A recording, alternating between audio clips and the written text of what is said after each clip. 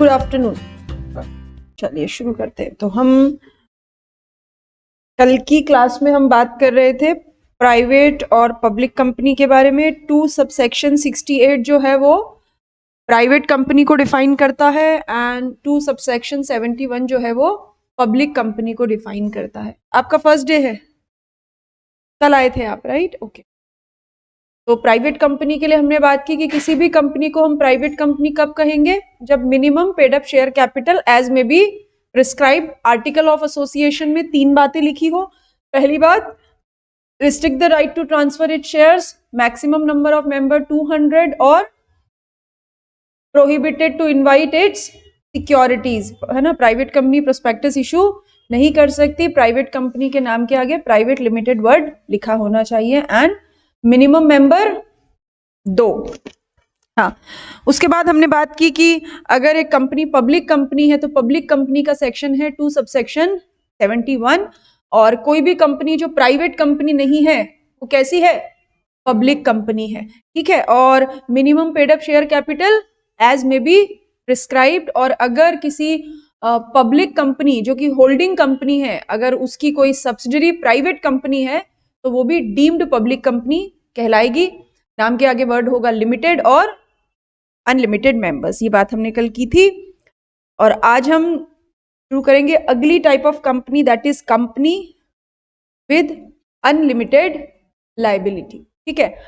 देखिए, जब हमने ये पढ़ा कि लास्ट चैप्टर में कि जब कंपनी जो होती है वो लिमिटेड लायबिलिटी वाली कंपनी होती है, इस बात का क्या मतलब कि कंपनी के मेंबर्स की लायबिलिटी लिमिटेड होगी to the extent of unpaid amount on share held, है ना। कंपनी के मेंबर्स की लायबिलिटी लिमिटेड होगी to the extent of unpaid amount on share held, ठीक है। हाँ जी विदुषी, कर दिया है, ओके। अब जब हम ये बात करते हैं कि कंपनी के मेंबर की लायबिलिटी अनलिमिटेड है, इस बात का मतलब क्या? Unlimited liability means to the extent of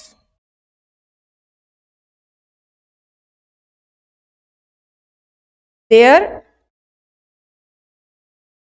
personal assets, यानी इस केस में मेंबर्स की लायबिलिटी उनके अनपेड अमाउंट तक लिमिटेड नहीं होगी, बल्कि उनकी पर्सनल असेट्स तक लिमिटेड होगी। इसका मतलब जितना भी कंपनी को लॉस लगा उस लॉस में मेंबर्स बराबर के हिस्सेदार होंगे। बट एक और खास बात, जैसे फॉर एग्जांपल एक कंपनी है विद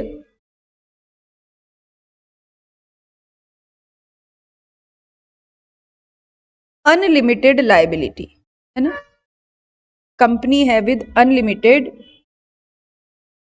लायबिलिटी और इस कंपनी के मेंबर हैं मिस्टर एक्स, राइट। और एक कंपनी के क्रेडिटर हैं वाई। कंपनी के मेंबर हैं मिस्टर एक्स, कंपनी के क्रेडिटर हैं वाई, ठीक।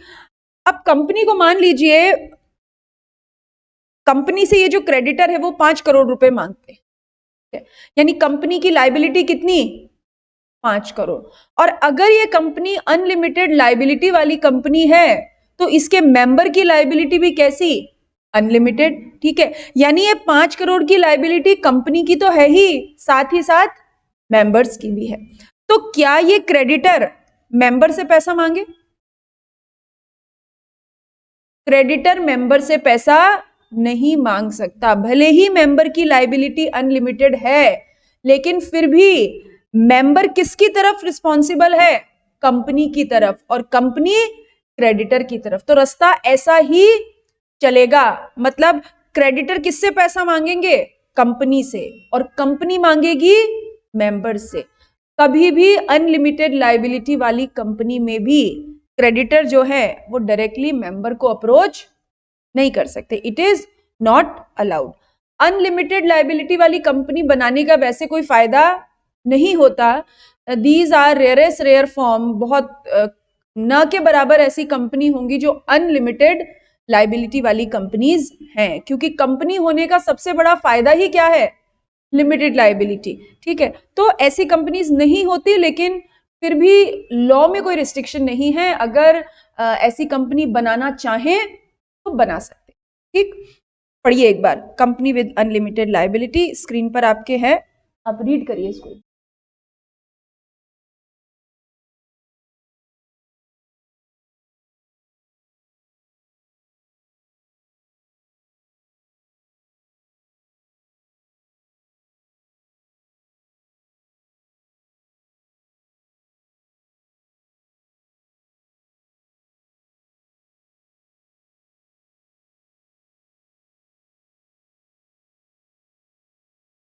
Now company limited by shares, ये तो हम लास्ट चैप्टर में पढ़ ही चुके थे, ठीक है। तो एक बार इसको आप रीड कर लीजिए, सेल्फ रीड करिए, स्क्रीन पे आपके खुला हुआ है। लास्ट चैप्टर में हम कंपनी लिमिटेड बाय शेयर पढ़ चुके थे। किसी भी सेंटेंस में, किसी भी पैरा में, किसी भी वर्ड में अगर कुछ डाउट है इस रिटन टेक्स्ट में तो प्लीज पूछिएगा।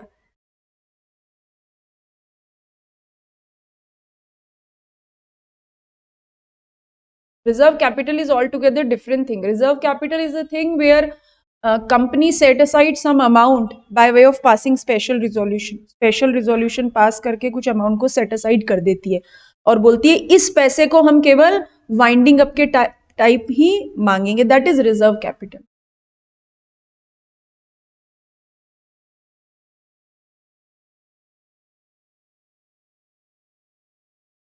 हाँ, कॉल्ड अप कैपिटल का वो पार्ट जो अभी तक मांगा नहीं है, जो अभी तक नहीं पे हुआ है, यूं कह लीजिए, ठीक है।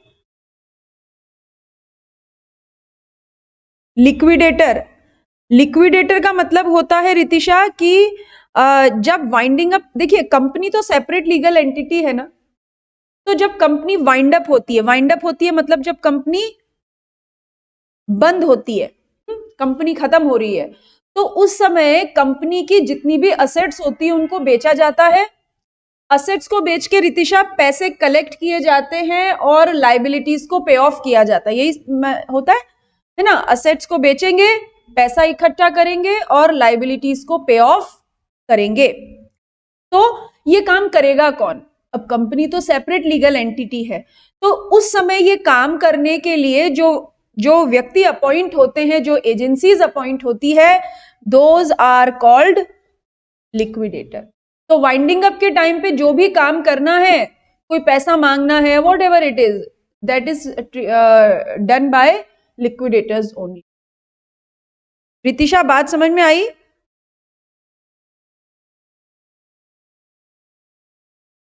कोई ओके, ठीक।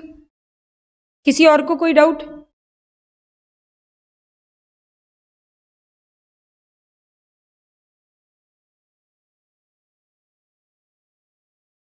कंपनी लिमिटेड बाय गारंटी, ये भी हम लास्ट चैप्टर में पढ़ चुके थे, ठीक है। एक बार रीड कर लीजिए।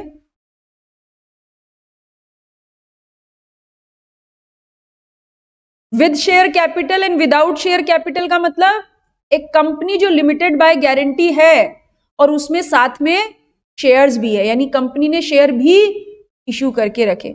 पर अगर मैं ये कहूं कि company limited by guarantee without share capital, इसका मतलब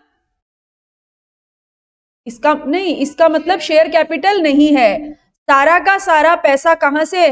गारंटी से। लेकिन गारंटी का पैसा अगर कंपनी लिमिटेड बाय गारंटी है और विदाउट शेयर कैपिटल, मतलब शेयर्स तो इशू नहीं किए कंपनी ने, और गारंटी का पैसा कब मांगा जाएगा? कब मांगते हैं गारंटी का पैसा? वाइंडिंग अप के टाइम पे। तो फिर कंपनी अपना काम किससे चलाएगी? खर्चा पानी कैसे चलेगा भाई? जो इंटरेस्ट होल्डर्स हैं जिन्होंने गारंटी दी है, वो तो पैसा कब देंगे?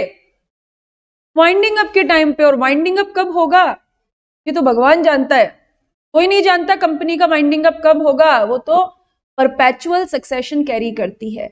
फिर बताइए, फिर उस केस में कंपनी का खर्चा पानी कहां से निकलेगा?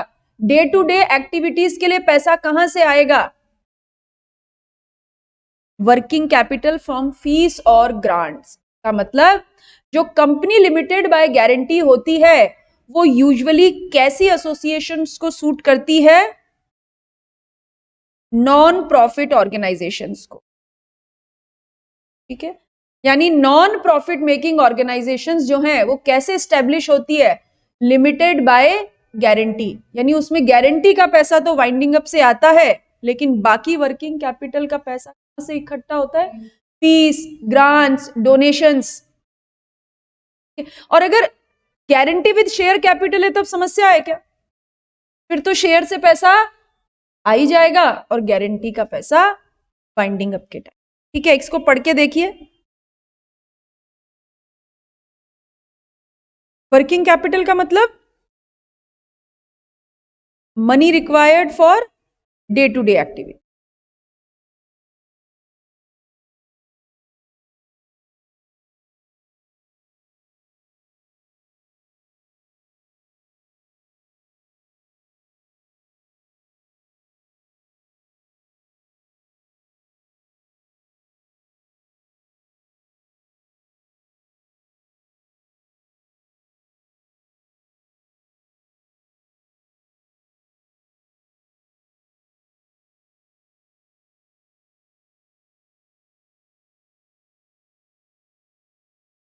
के बाद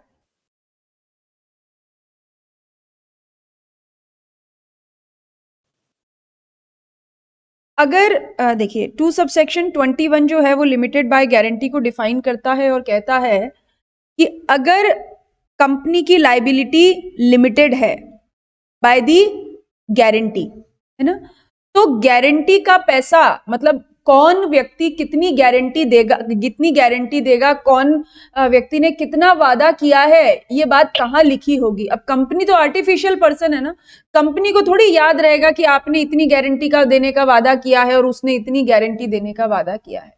तो जो भी गारंटी वाली अमाउंट होती है वो कंपनी लिमिटेड बाय गारंटी में कहाँ लिखी होती है, मेमोरेंडम ऑफ एसोसिएशन। ये बात ध्यान रखिएगा मल्टीपल चॉइस क्वेश्चंस के पॉइंट ऑफ व्यू से कि गारंटी का अमाउंट कहाँ लिखा होता है, एमओए में, एमओए में। और वहां पे मैं पता लगेगा आपको वो देख के कि कौन व्यक्ति ने कितनी गारंटी देने का अग्रीमेंट किया है। लेकिन ये गारंटी का पैसा मांगेंगे कब, वाइंडिंग अप, उससे पहले नहीं।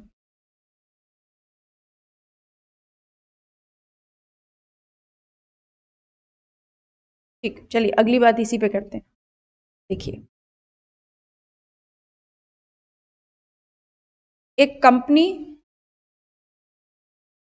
लिमिटेड बाय गारंटी, राइट, इस कंपनी के रजिस्टर ऑफ मेंबर में नाम लिखा है मिस्टर ए का। इस कंपनी के रजिस्टर ऑफ मेंबर में नाम लिखा है मिस्टर ए का, यानी इस कंपनी का मेंबर कौन, ए, और उसने गारंटी दी होगी और वादा किया होगा से फॉर एग्जांपल 1 लाख कि भाई अगर कंपनी का वाइंड अप हुआ तो मैं कितना पैसा दूंगा, 1 लाख रुपया, ठीक है। अभी तक इस बात में कोई डाउट। अब हुआ क्या कि इस लिमिटेड बाय गारंटी, ध्यान से सुनिएगा क्या बोल रही हूं, इस limited company limited by guarantee का वाइंडिंग अप कमेंस हो रहा है 31 मार्च 2022 को।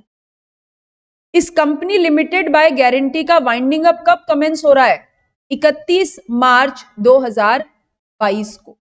31 मार्च 2022 से पिछले 12 महीने, कब तक, पिछले 12 महीने,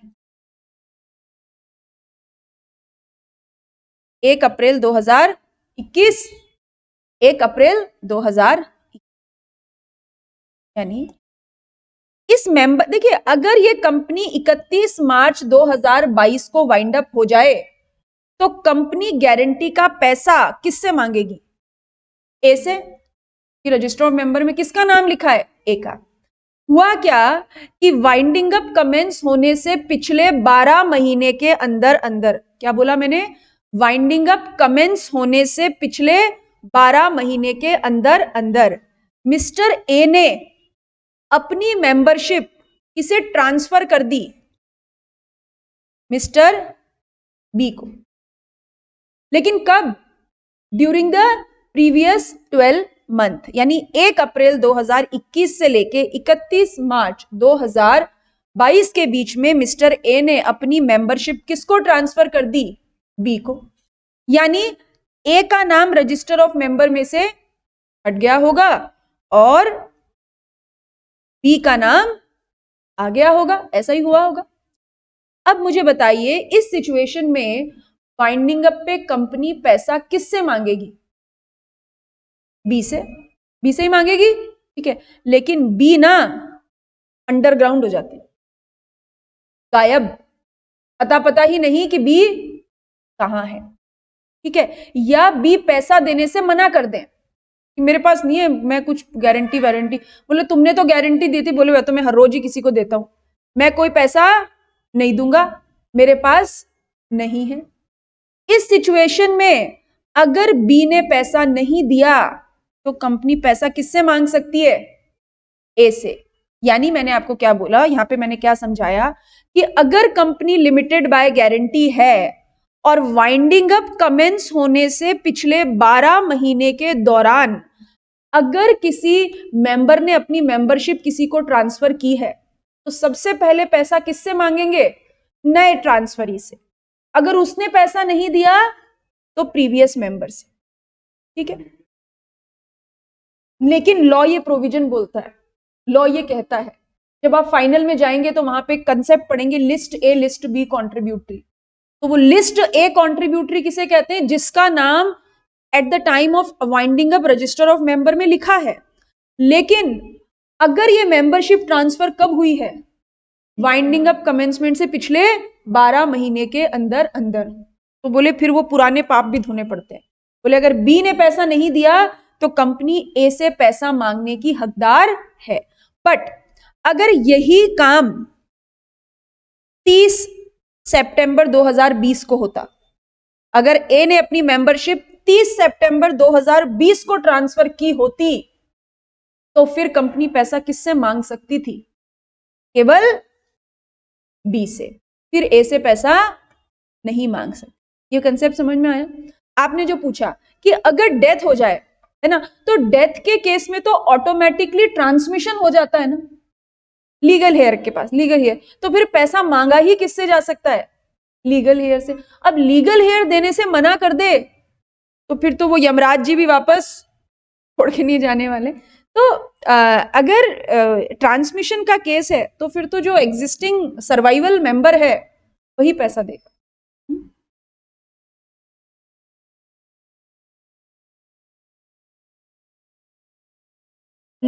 लॉ यही मान के चलता है कि ए को पता है कि 12 महीने में ट्रांसफर होने, इस बी को, बी अनजान है। देखिए मान लीजिए बी को पता है और बी पैसा देने के लिए तैयार है, वेल एंड गुड। बी को नहीं पता है और बी पैसा देने के लिए तैयार है, वेल एंड गुड। लेकिन अगर बी ने हाथ खड़े कर दिए तो ये मान के चलते हैं मिस्टर ए तुम कल्प्रिट थे, तुमको तो पहले से ही पता था कि ये अगले आने वाले 2-4 महीनों में कंपनी बंद होने वाली है, इसीलिए तुमने क्या चालाकी की, अपना बोझ उठा के बी के सर रख दिया कि अब वो तुम्हारे पीछे पड़ेंगे, अपने तो निकल लो। तो दिस इज नॉट अलाउड।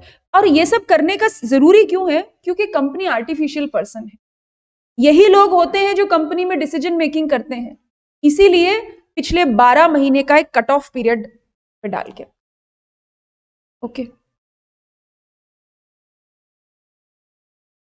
अब देखिए ये फर्स्ट पैरा आप रीड करेंगे।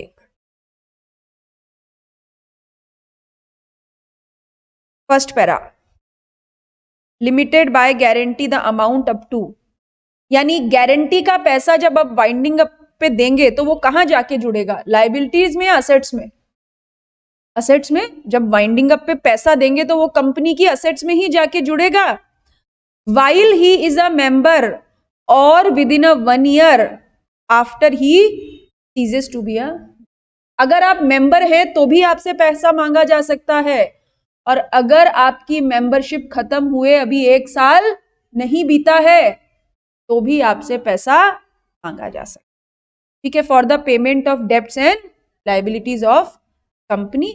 और ऐसे डेब्ट्स एंड लायबिलिटीज जो उस व्यक्ति की मेंबरशिप के दौरान क्रिएट हुए थे, मतलब जब ए मेंबर था तब, ठीक है। और वाइंडिंग अप के टाइम पे जो आप गारंटी का पैसा दोगे, कंपनी उसका क्या करेगी, वाइंडिंग अप की कॉस्ट, वाइंडिंग अप के खर्चे, लिक्विडेटर के खर्चे, ये सब एडजस्ट करेगी, ठीक है। तो ये सारा वाइंडिंग अप के पैसे से काम। इस कंसेप्ट में किसी को कोई डाउट है तो पूछ लीजिए, ठीक। ऑनलाइन जो स्टूडेंट्स हैं, अनीशा, भावना, चारुल, देवशी, कोई डाउट है आपको? गौरांगी, गिरधर,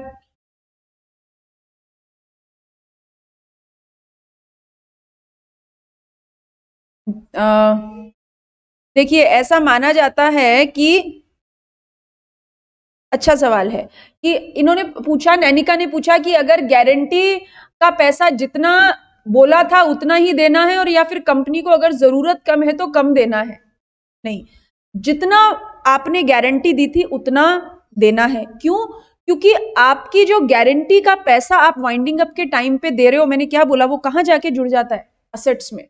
यानी ऐसा माना जाता है कि वो कंपनी की असेट्स है। जैसे कंपनी के पास कैश इन हैंड या बैंक में पड़ा हुआ पैसा नहीं है, ये गारंटी का पैसा वैसे है। तो आपको जितनी गारंटी दी है उतना देना पड़ेगा। हाँ, फिर उससे लायबिलिटीज पे ऑफ होगी और कुछ बच गया तो मेंबर्स में वो, क्योंकि मेंबर्स तो सरप्लस और डेफिसिट में पार्टिसिपेट करते हैं। जो भी वाइंडिंग अप के टाइम पे पैसा बचेगा वो किस में बांटेंगे, मेंबर्स में।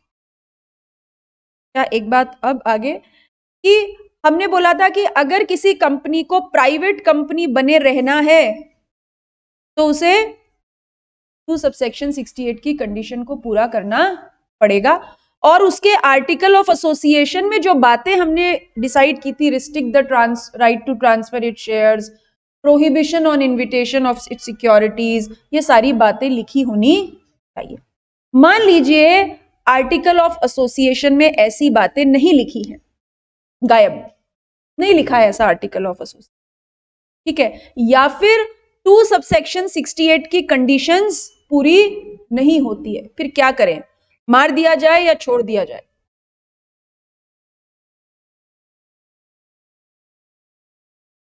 अगर 2 सबसेक्शन 68 की कंडीशंस पूरी नहीं हुई तो उस कंपनी को पब्लिक कंपनी की तरह ट्रीट किया जाएगा, ओके। और एल्ट्रेशन का मतलब बदलाव, भाई या तो आर्टिकल में कंडीशन नहीं है या आपने आर्टिकल्स को ऐसे बदल दिया कि वो 2 सबसेक्शन 68 की कंडीशन वहां लिखी हुई नहीं है। ईदर और, कैसा भी केस हो, अगर 268 की कंडीशन पूरी नहीं हुई तो सजा मिलेगी, और वो सजा क्या, प्राइवेट कंपनी को पब्लिक कंपनी की तरह ट्रीट किया जाएगा। नहीं, पब्लिक कंपनी में बहुत सारे ऑब्लिगेशंस होते हैं, बहुत कंप्लायंसेस है कंपनीज एक्ट की। प्राइवेट कंपनी बनाने का फायदा क्या होता है, क्योंकि प्राइवेट कंपनी को बहुत सारी कंप्लायंसेस नहीं करनी पड़ती, जबकि पब्लिक कंपनी में कंपनीज एक्ट की बहुत स्ट्रिंजेंट कंप्लायंसेस है। तो इसीलिए प्राइवेट कंपनी बनाने में फायदा होता है। हाँ, रोटेशन से चेंज करने पड़ते हैं, जबकि ऐसा हाँ प्राइवेट कंपनी में नहीं होता। नहीं नहीं, but that is not a const, वो कंपनी नहीं है ना।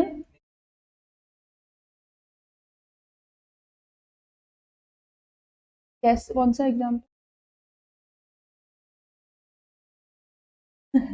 मतलब स्कूल्स में प्रिंसिपल चेंज होते हैं, वो ऑल टुगेदर डिफरेंट थिंग, क्योंकि वो कंपनी कॉन्स्टिट्यूशन नहीं होता। बट पब्लिक कंपनी का सिस्टम होता है, हर साल बोर्ड ऑफ डायरेक्टर रोटेशन से बदलेंगे, जबकि प्राइवेट कंपनी में अगर आप डायरेक्टर बन गए तो वो जिंदगी के साथ भी और बाद भी, है ना, जब तक जिएंगे तब तक डायरेक्टर बने रह सकते हैं, कोई परेशानी। Privileges to a private company, देखो क्या लिखा है, आपके सवाल का जवाब ही यहां पे है। यूजुअली क्योंकि प्राइवेट कंपनी में पब्लिक इंटरेस्ट इन्वॉल्व नहीं होता, पब्लिक एट लार्ज का पैसा नहीं लगा होता, जान पहचान वालों का या सेलेक्टेड लोगों का पैसा लगा होता है, इसीलिए उनको क्या दिए गए, सर्टेन रिलैक्सेशन। किस बात से, कंप्लायंसेस। लीस्ट कंप्लायंसेस करनी पड़ती है। इसीलिए जब किसी को कंपनी बनानी होती है तो वो कैसी कंपनी बना लेता है? प्राइवेट, आसान, प्राइवेट कंपनी। ठीक है, हमारे लिए पास एक स्पेसिफिक चैप्टर है, बट अगर अभी हाल फिलहाल बात करूं तो जो एओए है वो कंपनी के रूल्स एंड रेगुलेशंस हैं। रूल रेगुलेशन मतलब डे टू डे कंपनी कैसे काम करेगी, ये सारी बातें कहाँ लिखी होती है? आर्टिकल ऑफ एसोसिएशन में।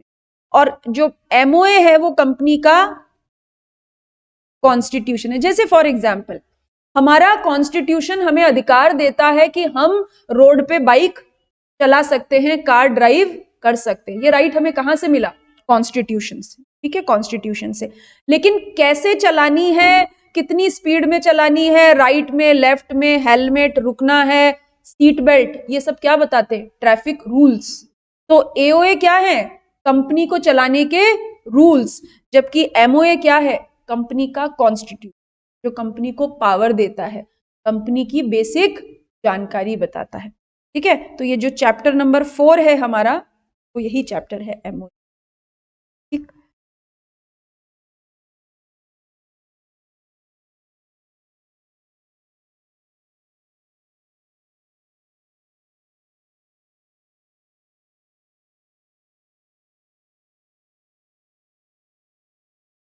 ओपीसी, अभी टाइम है, 10 मिनट है अभी अपने पास। ओपीसी, अभी तो वैसे भी 3 दिन छुट्टी है, क्या करोगे इतनी सारी छुट्टी का? हाँ, जैसे ये तो प्रीवियस लेक्चर्स देखेंगे। आप भरतपुर जाओगे? नहीं जाओगे, इधर ही रहोगे। और बाकी तो सब यहीं के लोकल। और काम कराएगी मम्मी आपकी, बोलेगी चलो तिल के लड्डू बनवाओ बैठ के। देवेंद्र क्या करेंगे? पतंग उड़ाएंगे। पतंग नहीं उड़ाते आप? अच्छा, मैंने तो सुना ऐसे कोई 10 दिवस का है ना फेस्ट, 10 दिन तक पतंग ही उड़ाते रहते हैं। घर वाले चिल्ला चिल्ला के बुलाते रहे, नीचे आ जाओ, जाओ यहाँ से। चलिए, 2 subsection 60A to OPC, 1 person company. ठीक है, अब ये 1 पर्सन कंपनी पेज नंबर 11 पे। और जब हम 1 पर्सन कंपनी की बात करते हैं तो नाम से ही क्या पता चलता है? हाँ, इस कंपनी में एक पर्सन होगा। ठीक है, ये 1 पर्सन कंपनी का कंसेप्ट इंडियन कंपनीज एक्ट में थोड़ा नया नया है, क्योंकि कंपनीज एक्ट 2013 में ये इंट्रोड्यूस हुआ था। इसके पहले क्या होता था? या तो प्राइवेट कंपनी होती थी या पब्लिक कंपनी। तो प्राइवेट कंपनी बनाने के लिए मिनिमम मेंबर 2 और पब्लिक कंपनी बनाने के लिए मिनिमम मेंबर 7। ठीक है, तो अब चाहे प्राइवेट कंपनी बनाओ या पब्लिक कंपनी, या तो कम से कम 2 लोग चाहिए या कम से कम 7। अगर मुझे अकेले कंपनी फॉर्म में बिजनेस करना हो तो मैं क्या करूं? नहीं कर सकती थी, क्योंकि या तो प्राइवेट कंपनी होती या पब्लिक कंपनी होती। बट इंडियन कंपनीज एक्ट के अलावा ग्लोबली हर कंट्री के कंपनी लॉ में ये 1 पर्सन कंपनी का कंसेप्ट था। तो हमने भी क्या किया? बोले थोड़ा मॉडर्न बनेंगे, थोड़ा ग्लोबल बनेंगे, और ओपीसी का कंसेप्ट इंट्रोड्यूस किया। नाउ कंपनी बनाने के लिए 2 नहीं चाहिए, 7 नहीं चाहिए, 1, मिनिमम 1, मैक्सिमम 1। यानी ओपीसी में मिनिमम मेंबर 1 और मैक्सिमम मेंबर भी 1। एक से कम नहीं, एक से ज्यादा नहीं। ठीक है, और ये जो 1 पर्सन कंपनी है ये भी कैसी है? यानी जो rule and regulation private company को फॉलो करने होते वो ओपीसी को भी करने पड़ेंगे, एक्सेप्ट मेंबरशिप। कि प्राइवेट कंपनी तो मिनिमम 2 मेंबर चाहिए और मैक्सिमम 200 चाहिए। जैसे एक private company limited bye share, guarantee, unlimited हो सकती है, वैसे ही ओपीसी भी हो सकती है। मतलब लिमिटेड बाय शेयर भी हो सकती है, लिमिटेड बाय गारंटी भी हो सकती है, और अनलिमिटेड लायबिलिटी वाली कंपनी भी हो सकती है। यहां तक कोई डाउट? अब अगली बात कि 1% कंपनी बनाए कौन? मैं, आप, या 1% कंपनी बनाने के लिए उस व्यक्ति में कोई खास बात होनी चाहिए। तो बोला ज्यादा कुछ नहीं। नाउ क्या होना चाहिए? Natural person. नेचुरल पर्सन का मतलब हमारे आपके जैसे लोग जिनका हैप्पी बर्थडे आता है, ठीक है। और वो नेचुरल पर्सन क्या हो? इंडियन सिटीजन हो। यानी इंडियन सिटीजनशिप एक्ट 1955 के अकॉर्डिंग उसे भारत की नागरिकता, भारत की सिटीजनशिप मिली हुई होनी चाहिए। ये दो बातें, नेचुरल पर्सन और इंडियन सिटीजन, या तो रेसिडेंट ऑफ इंडिया और नॉट। देखिए ये बड़ा मेजर अमेंडमेंट है, इसीलिए इस बात पे स्पेसिफिक फोकस करेंगे। एग्जाम में बहुत चांसेस बनते हैं ओपीसी पे क्वेश्चन आने के, क्योंकि ये मेजर चेंज है। पहले क्या होता था? केवल रेसिडेंट इन इंडिया, मतलब नेचुरल पर्सन, इंडियन सिटीजन और रेसिडेंट इन इंडिया। बट अभी क्या है? नेचुरल पर्सन, इंडियन सिटीजन, चाहे वो रेसिडेंट इन इंडिया हो या ना हो। अगर मान लीजिए हम कहते हैं किसी व्यक्ति को रेसिडेंट इन इंडिया, तो इस बात का क्या मतलब है कि प्रीसीडिंग फाइनेंशियल ईयर में वो कितने दिन, 120 डेज इंडिया में स्टे किया हुआ होना चाहिए। अगर उसने मान लीजिए 115 दिन स्टे किया है, तो वो रेसिडेंट इन इंडिया नहीं है। तो फिर क्या ओपीसी बना सकता है? हाँ, क्योंकि हमने क्या बोला? रेसिडेंट इन इंडिया और नॉट। आप रेसिडेंट इन इंडिया की कैटेगरी को पूरा करो तो भी चलेगा, ना करो तो भी चलेगा, बट रेसिडेंट इन इंडिया कहलाने के लिए क्या चाहिए? Preceding financial year. Preceding financial year का मतलब, जैसे अभी हम क्या चल रहा है, आज क्या डेट है? 13 जनवरी 2022। आज एक व्यक्ति ओपीसी बनाना चाहता है, मान लीजिए बबलू। तो बबलू क्या है? नेचुरल पर्सन, इंडियन सिटीजन, और प्रीसीडिंग फाइनेंशियल ईयर का मतलब क्या हो गया? 2021। 2021, 21-22 तो अब खत्म होगा ना। 2021, 2020-21 में ये बबलू कितने दिन इंडिया में स्टे किए हुए होने चाहिए? 120 दिन। अगर ये तीनों शर्तें पूरी करें, ठीक, अगर तीसरी वाली शर्त पूरी ना करें, कोई बात नहीं, या तो रेसिडेंट इन इंडिया हो या ना हो। नहीं, कुछ भी नहीं लिखा, इसका मतलब टोटैलिटी में, हाँ, पूरे साल में 120 दिन। अप्रैल में आए, फिर मार्च में मतलब चले गए, मई में फिर आ गए, फिर चले गए, चलेगा। टोटैलिटी में 120 दिन, ठीक है। तो देखते हैं क्या लिखा है। अंडर, ये UR stands for rule. Under rule 3 of company incorporation rule, only a natural person, मतलब पहली बात, प्लस यानी साथ साथ वो क्या होना चाहिए? Indian citizen, resident in India और नॉट, रेसिडेंट इन इंडिया और not, shall be eligible to incorporate OPC, ठीक है। अब अगर ये जो बबलू जी हैं, ये 1% कंपनी बना के, इनको भगवान ना करे कोविड हो जाए और गए, चल बसे, ठीक है, तो अब क्या करें? तो क्योंकि ये एक ही मेंबर है, इसीलिए यहां पर ये खास बात है कि 1% कंपनी के मेंबर को अपना एक क्या बनाना होगा? नॉमिनी। और नॉमिनी भी कैसा? उसके जैसा। उसके जैसा मतलब natural person, Indian in citizen, whether resident in India और नॉट। मतलब जैसा 1% कंपनी का मेंबर खुद, वैसा ही उसका नॉमिनी, ठीक है, वैसा ही उसका नॉमिनी। नाउ क्या लिखा, and shall be a nominee for the sole member of OPC, मतलब जो व्यक्ति खुद ओपीसी बना सकता है वैसा ही व्यक्ति ओपीसी का मेंबर का नॉमिनी भी बन सकता है।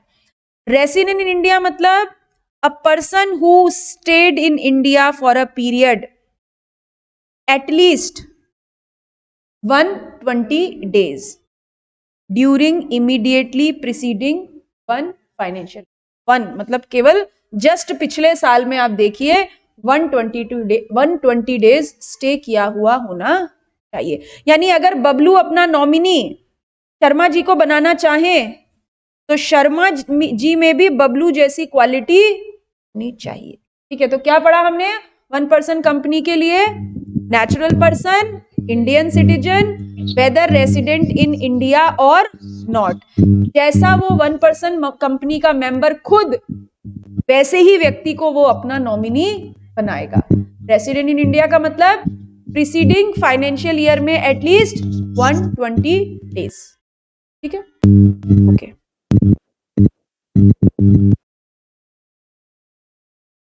हाँ पढ़, हाँ क्योंकि हर एक्ट में रिक्वायरमेंट के अकॉर्डिंग अलग अलग बातें लिखी हुई, वहां तो वो पूर्वजों पे चले जाते हैं। हाँ तो बोले हम तो इधर ही आसपास रहेंगे। ठीक है, बस आज के लिए इतना ही।